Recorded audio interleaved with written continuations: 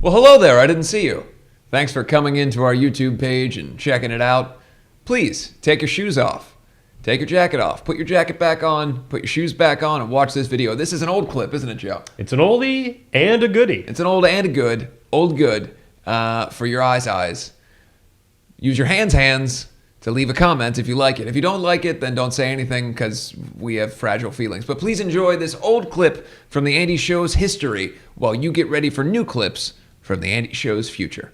Coming daily soon. Flat out. There was a year I forgot there's been multiple years, but there was one year in particular that I forgot my mom's birthday. Okay. It's a bad habit. Yeah. It's not even a habit. It's not like I choose to forget. You just don't know when it is. No, it's like some enigma that I can't. Do you know roughly when it is? Yeah. Well, now it was a week ago. Okay. Wait, no, it was 3 days ago. See, I've already. You've already forgotten. So my dad now will just text me, and he'll always say something sarcastic like, "I'm sure you already are aware of this, but your mom's birthday's tomorrow." Yeah. And then I pretend like, of course. I knew. Of course. I have plans. Yeah. I will not be able to. So this was like 3 years ago, or maybe 4, and I called her on her birthday, not knowing it was her birthday, to ask her to do a favor for me. Yeah, sure. Mail me something that I had forgotten to do. Yeah. Got off the phone, and then Some a couple of your hours. signed headshots that you had acquired as a kid. And then my dad called me like 10 minutes later saying, your mom has been crying because you not only have forgotten her birthday, you just talked to her, and on her birthday asked her to mail you something. Some money? Some money. Yeah. Thankfully, it wasn't that, but it was still like it's someone that I know's birthday I need. Can you send me some some money so I could... So I felt terrible about it, and so I was like, all right, well, tomorrow I'm gonna call like a local florist and have like some flowers delivered. And I called. I didn't go through like a website to do it. I just like called them directly and gave them my credit card information, and also wrote out a note.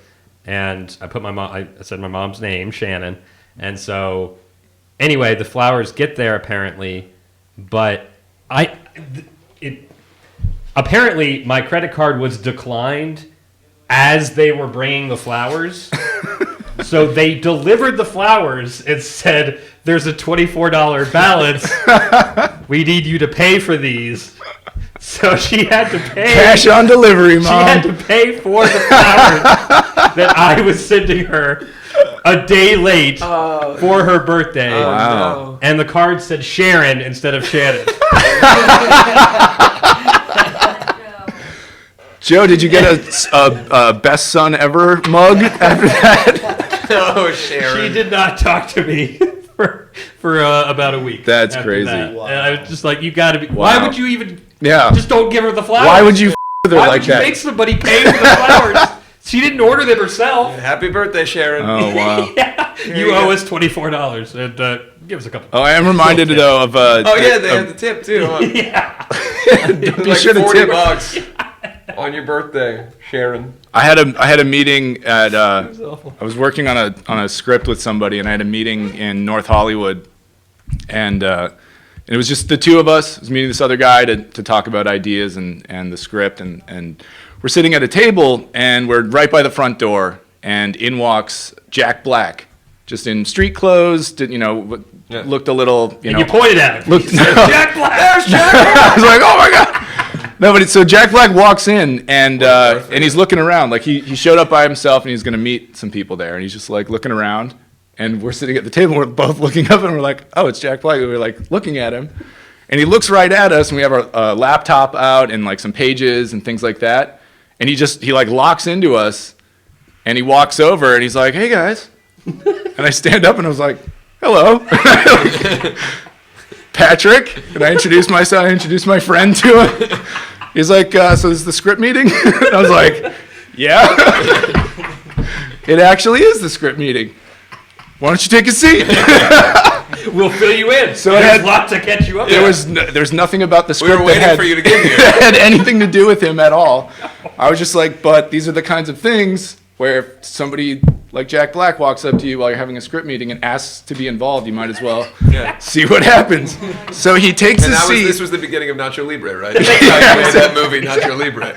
So he takes a seat, and the waitress comes around and gives us some coffee. And oh, you're here. Do you want a coffee too? And he's like, yeah, I'll take a coffee. And then like 6 people show up right after him, after he's settled in at our table. They settle in, and he turns around and he sees all these people. And he's like, "Oh, hey guys, I don't think our table's big enough." And they're like, "Who are these guys?" And I was just like, I love it. This makes me love Jack Black so much. I was like, "Well, anyway, it was nice to meet you. We are having a script meeting, but I don't think it's yours. I think these are your people that you're meeting with." And he's like, "Oh, all right, guys." Gets up and thanked us for being nice to him or whatever, but. That was, and then we just left. We couldn't possibly sit there with them having a meeting 10 feet away from us after we just like hijacked their client. You just went, this is it. This is because sometimes you go and you meet people that you don't know, and you meet them for the first time at a public place or whatever. And you don't know he could have been doing like the Bill Murray like with people. Yeah, totally. So I was like, I was all for it. You didn't wave him over. Yeah, I mean, we looked at him and we had like the whole writing meeting set up, and he's like, "Oh, that makes sense." I just love that. But he just went into it like without any. He's not guarded at all. Hey, he's guys. like, "This could be my script meeting right now." This is why I'm here.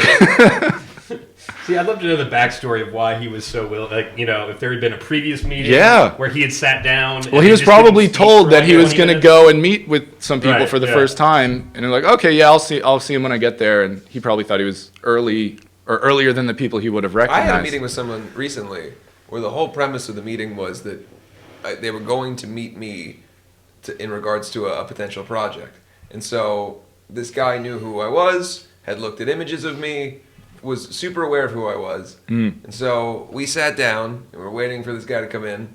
He looks directly at me and I wave at him. We're this far away. And I go, "Hey." And he looks at me, he shakes his head and then goes back over to the maitre d' at the restaurant. Not this guy. And I can see him talking to the person, and the woman's looking around and she looks at the thing and like points at our table, and he's like shakes his head again. And then finally I go over and I say, "Hey, it's Andy." He goes, "Oh, hey, how you doing?" Never acknowledged the fact that he had just denied me multiple times.